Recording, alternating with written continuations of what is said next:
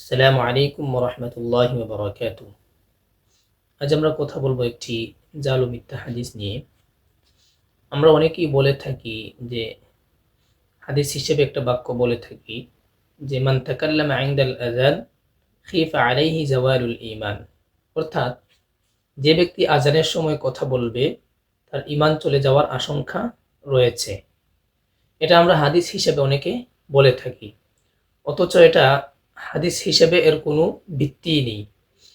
আল্লামা সাগানি রহমতুল্লাহ আলী বলেন, লা আসলা লাহু, অর্থাৎ হাদিস হিসেবে এর কোনো ভিত্তিই নেই। আজানের সময় নিয়ম হলো যে আজানের জবাব দেওয়া।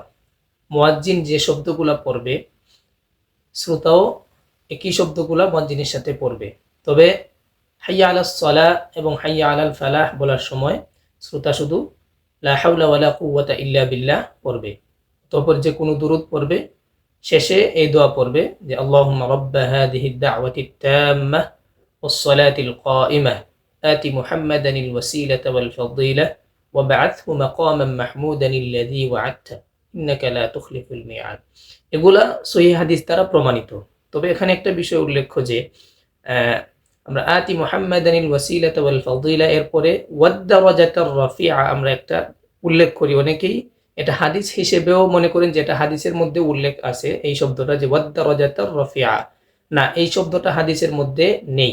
আল্লামা হাফিজ ইবনে হাজার আসকালানী রহমতুল্লাহি আলাইহি বলেন যে আজানের দোয়া সম্বলিত যত হাদিস আছে হাদিসের কোনো সনদ সূত্রেই এটা উল্লেখ নেই। আবার আল্লামা সাখাবী রহমতুল্লাহি আলাইহি বলেন যে লাম আরাহু ফি শাইইন মিনার রিওয়ায়াত, এই অংশটুকু আমি কোনো রিওয়ায়াতেই দেখিনি।